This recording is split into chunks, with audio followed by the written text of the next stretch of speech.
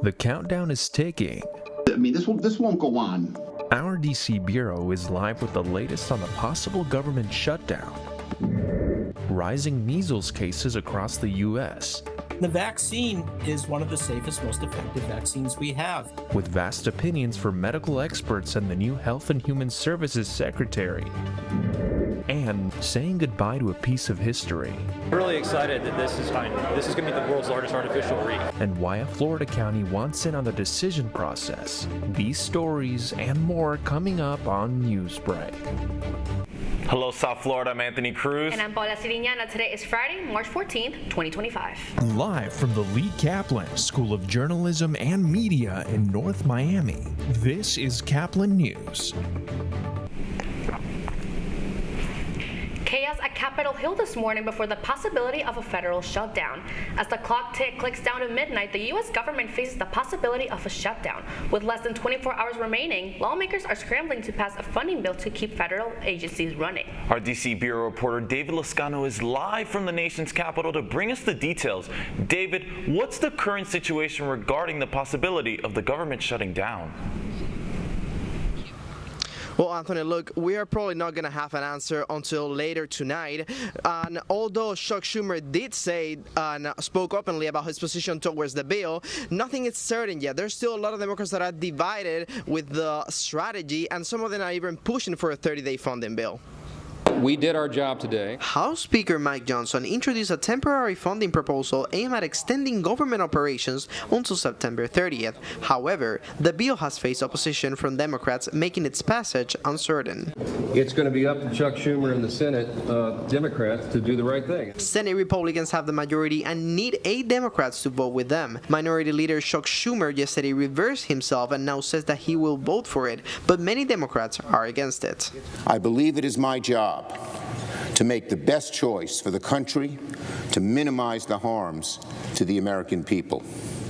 Therefore, I will vote to keep the government open and not shut it down. Some potential impacts if a shutdown does happen would be the possible closure of national parks and museums and approximately 900,000 federal employees for lot without pay, while others, such as TSA workers, would have to work but not get paid. Florida State University professor Wayne Hutch-Warcher thinks that even if there is a shutdown, it won't be long. I mean, this won't go on.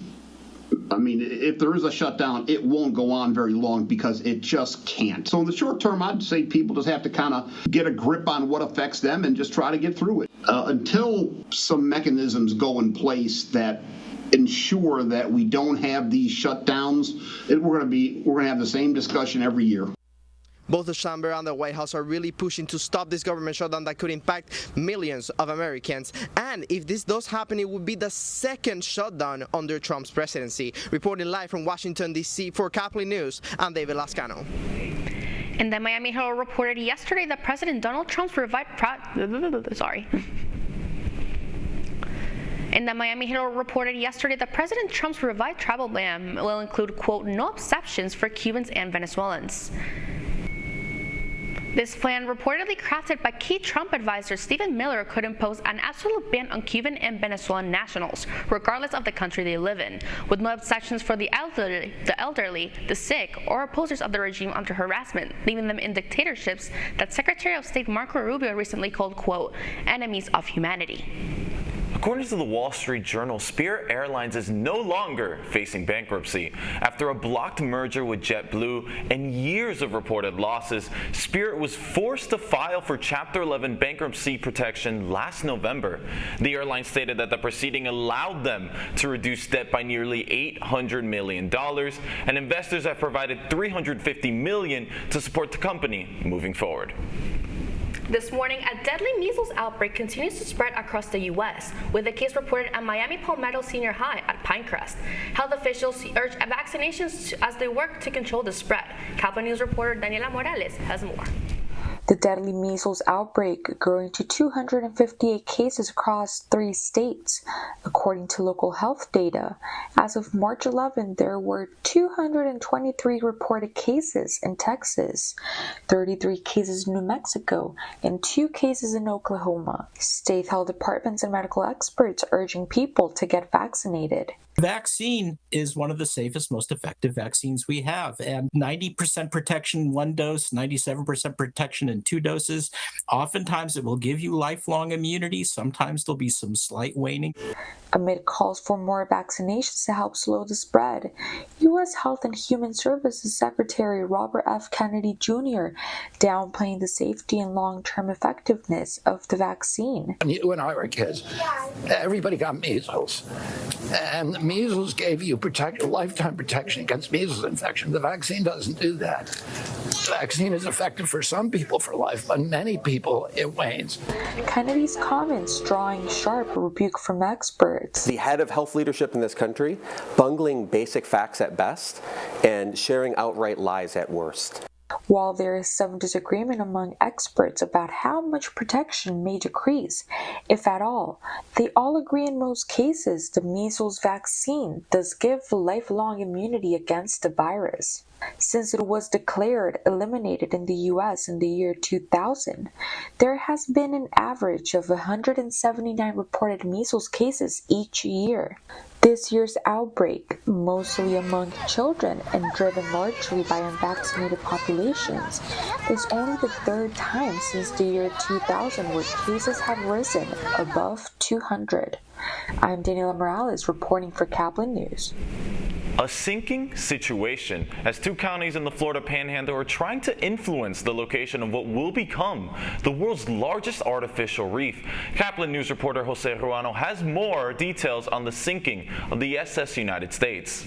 The SS United States, a nearly 1,000-foot marble of naval engineer, is being prepared for the final voyage to the globe floor. There will become the world's largest artificial reef. The last decision remarked its exact resting place. We're really excited that this is going to be the world's largest artificial reef. So if we can get that as close to Panama City as possible and partner with Okaloosa County, it's going to be great for both of our dive industries. We'll bring a lot of people to this area. At Tuesday Bay County Tourist Development Cocktail Meeting, the debating community come out the waves. Their message to the county was their industry needs an attraction like the SS United States to keep in the float. When we look at the economic impacts of similar type ships that have been deployed before, it's something between doubling the existing business or roughly doing like another 7,000 passengers a year. That potential growth had the drives at Tuesday's meeting applauding. The cocktail agreement unanimously to offer Okoloosa County the $3 million to support marketing the new reef and a skinny dip ship. We've been working with Okaloosa County for a very long time, and this is a big deal. We have a very strong diving community, a very strong fishing community in Bay County, and so this is a big deal for us. If Okaloosa County Commissions agree to the deal, they are agreeing to put the SS United States 20 miles closer to the San Andres past Panama City than offer proposed resting sites. If they don't put it in that corner that we're asking for, then it won't be reachable from Panama City, so it'll be reachable by Destin only. What would your guys' next step be in that case? We might have to go to Destin. From Caplin News, I'm Jose Ruano. A total lunar eclipse gave sky watchers a rare treat, turning the moon into a spooky shade of red. Turns out it was just science doing its thing. Last night, millions of people across the country witnessed what is known as a blood moon, which only happens every 1 to 2 years. You're getting the light from all of the world's sunrises and sunsets bending by the Earth's atmosphere onto the face of the moon when it's in totality. And that's why it has this coppery red or so-called blood color instead of being just completely black. So whether you missed it or stayed up for the show, there will be more lunar eclipses in the future to look up for. The Panthers looking to redeem themselves in Canada against the Toronto Maple Leafs. That's still ahead, and so is the story. Where I had the trap is right behind these trees right here. A Florida community brought together by an unexpected neighborhood visitor. Newsbreak will be back in 2 minutes.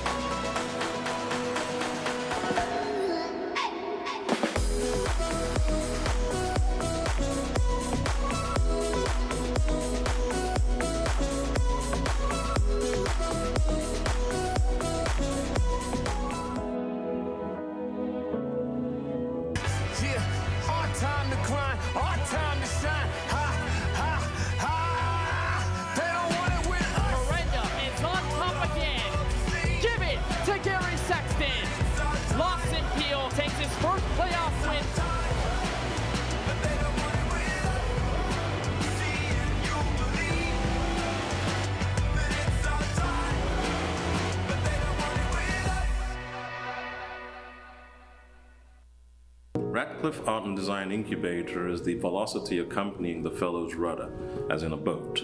Unless there is movement or action, the planned direction is of little consequence. We encourage the creative ideas into action, and from the experience of doing, we critically assess the feedback, adjust, and set out to rediscover the potentialities of an entrepreneurial mindset.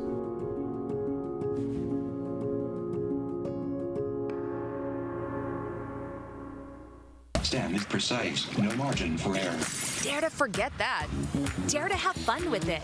Get weird with it. Dare to send those old STEM theories flying past the neighbor's house into outer space. Dare to program something internet-breaking, record-breaking. Dare to blow their minds. Dare to learn the difference between sedimentary and metamorphic rock. Go find those rocks. Dare to keep daring. Dare to STEM. Check out She Can STEM to get started.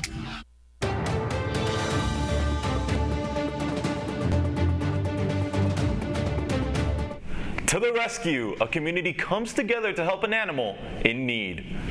Florida residents are no strangers to the local wildlife and are not afraid to step in when necessary. As WPBS Ari Hire reports, the Port St. Lucie neighborhood came together to help a bobcat facing a dire situation. This story starts with photos posted on social media. A resident in the Heritage Oaks community in Port St. Lucie spotted a bobcat with what appears to be a 7-inch plastic irrigation tube around its neck. Neighbors agreed they needed to do something. I said, wow, we got to get this cat help. I mean, the cat didn't do nothing wrong. And help comes in the form of Trapper Jay. Where I had the trap is right behind these trees right here. He set a trap in the area where the bobcat had been seen for about 2 weeks. To me, I was like, I had to catch this cat and save it. You know, that was the most important thing. He was going to die. If we didn't get that off his neck, he was eventually going to die. For nearly a week, nothing. And then Sunday night, Trapper Jay got an alert that something was near his trap. Sure enough, he beelined right around or right in the trap. Done. Caught. When I saw the bobcat in the trap, confirmed, you know, I'm like, oh my gosh, we got him. We got him. And, you know, so I raced over here as fast as I could. Yeah, we did it, guys. Sure enough, the bobcat was inside, though he didn't seem all that grateful. Jay brought the bobcat to the Treasure Coast Wildlife Center. They sedated the bobcat.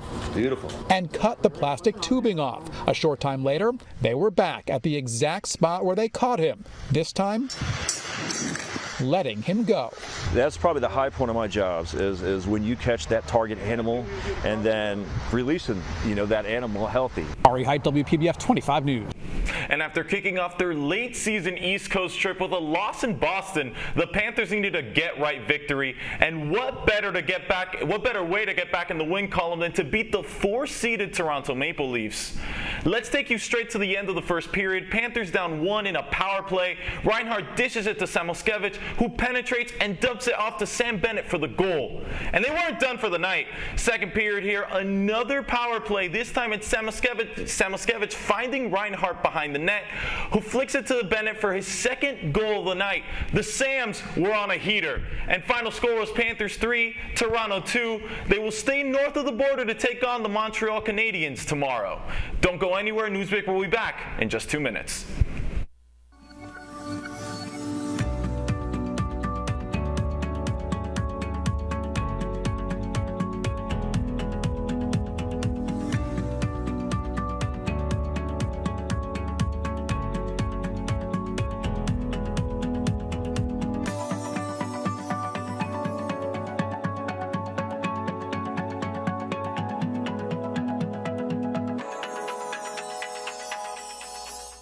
See us dream.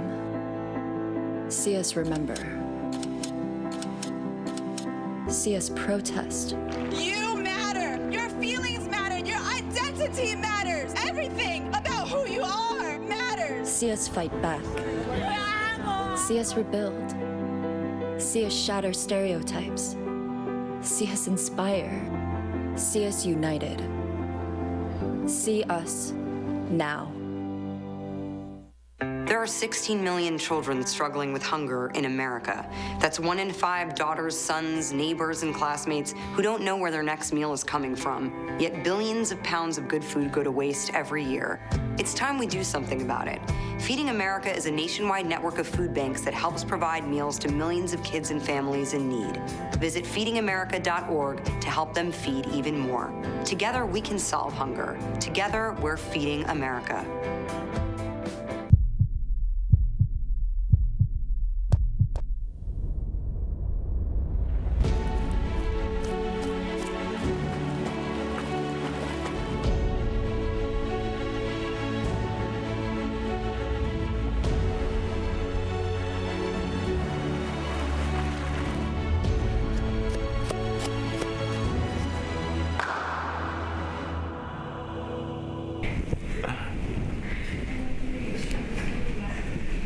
That's all the time we have for Newsbreak. I'm Paula Sirignano. And I'm Anthony Cruz. It's Field Trip Friday, and today's live studio audience is from Somerset College Prep South.